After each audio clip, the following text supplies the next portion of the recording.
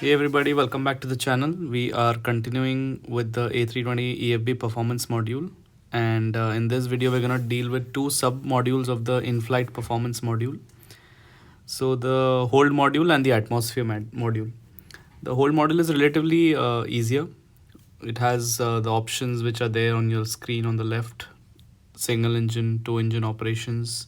Let us say two engine operations, temperature plus 15, or you can even put the SAT, anti-ice of air conditioning normal, gross weight let's say 65 tons. CG, you can put the current CG looking at the fuel prediction page, 28. You can hold at different altitudes, let's say 10,000 feet if ATC is expecting you to hold at 10,000 feet, expecting a hold of 20 minutes.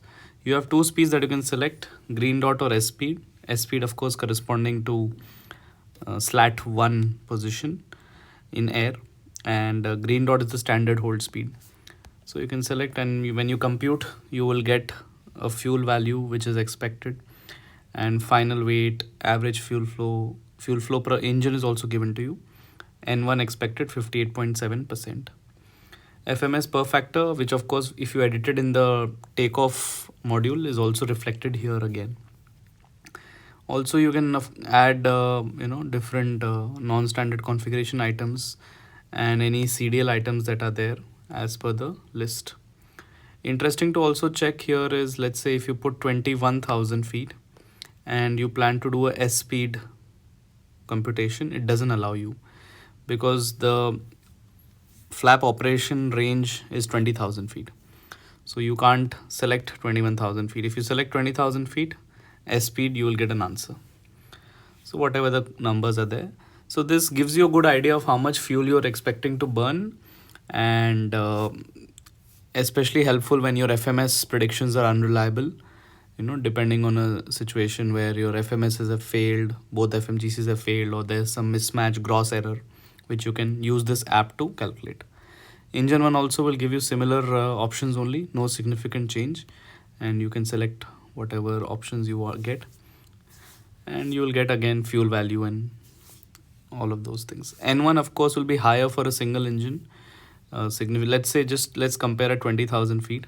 Single engine is 87% here, and if I put both engines operative, 67, so almost 20% higher to support the same weight of the aircraft lift required. So 20% increase in thrust on the same engine is expected. Okay, so that's about the whole module. Let's go to ATMO.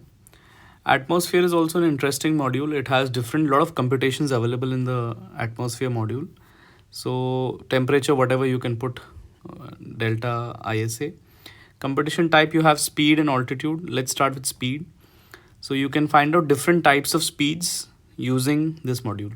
So whether you want to know Mach number, IS, cost index, LRC, depending on that. Let's start with Mach number. Let's say Mach 7 is what you're expecting to fly. Indicated altitude, you're cruising at 35,000 feet. Airport elevation, if any, let's say 1,000 feet. And when you compute, you'll get answers related something like this. Okay. And you'll get indicated airspeed, which you're expected to see on the PFD, 0.77 Mach. TAS and ground speed is equal at the moment because I've given nil wind condition. If I give absolute wind also, or I can give relative wind also, let's say if I have 15 knots tailwind, computation will obviously change. Your TAS and your ground speed will vary. Fine. Then you have pressure, density ratio, speed of sound, SAT, TAT, FMS per factor, again depending on the takeoff module that you've inserted. Interesting thing also, wind can be also put in absolute. You can give a heading, let's say 250 at 35 knots. The moment you do that, it's asking for the aircraft course. Okay, so you can put, let's say 360 going north. So your tailwind is 12 knots now on the top left. So that also calculation is being taken care of.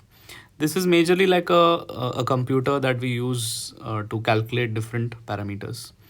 Let's say if you want to calculate indicated airspeed, let's say if you're cruising at 250 knots, indicated airspeed at 35,000 feet, what will your corresponding Mach number be? 0.74. Okay. So generally you expect your IS to be around about the range of 240 to 270, not more than that at your cruising level. I'll just give you an example. Let's say if you try putting something like 300, which is vague value actually, indicated airspeed you're not expecting. It'll be all dashed. Okay.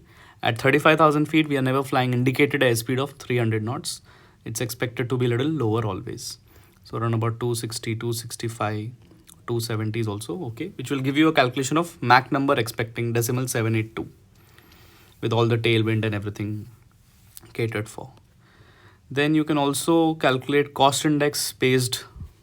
Okay, if you modify your cost index at a particular level, normally let's say it's at 10, let's say calculation with 10, you're getting a decimal 755 Mach number, an IS of 255 knots.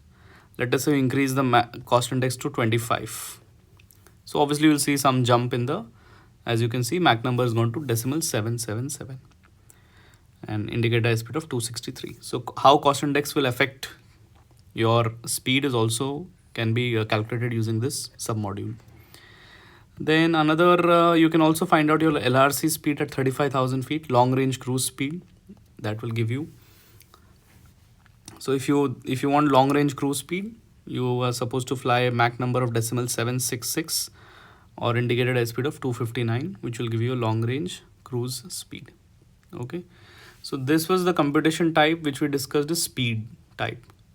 We can also discuss altitude type, which is more important actually in terms of flying the plane in places where there is correction required. So in this also, in altitude also, we have two types of calculation: true altitude calculation, low altitude temperature correction calculation. In true altitude, it's very straightforward. If you have because your altitude altimeter gets affected because of temperature.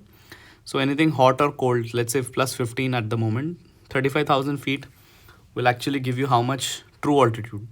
Approximately 37,200 is your true altitude based on temperature. Let's say if I change temperature, let's say I make it minus 15 on the other direction. So you're expecting it to come down. So it's at 32,500. So that depending on temperature, your true altitude will obviously change. Next very important pilot point of view, operations point of view is low altitude temperature correction. So there are airfield where you may operate in very cold weather conditions and your charted altitude may not be correct. Okay, you may maintaining a lower altitude than the charted. Let's say a VOR approach is there. Okay, and VOR approach interception altitude is 3,000 feet and airport elevation is, let's say, 1,000 feet, and airport temperature is cold, okay, minus 10. So your altimeter will get affected. So when you compute, you will realize if you maintain 3000 on FCU, you'll actually be low. So pilots are expected to set 3,300 or something like that, a little higher altitude on the FCU, so that you're not ending up low. Obviously, ILS approaches don't get affected by this because they are guided by localizer and glide slope signals, which are ground-based, equipment. But anything like a VOR approach where it is fully managed or selected also for that matter, because that is dependent on altimeter baro corrections. So this becomes a very, very important tool to calculate what FCU setting you will fly. Okay, so we are supposed to calculate all FCU settings based on temperature given to us and keep it ready.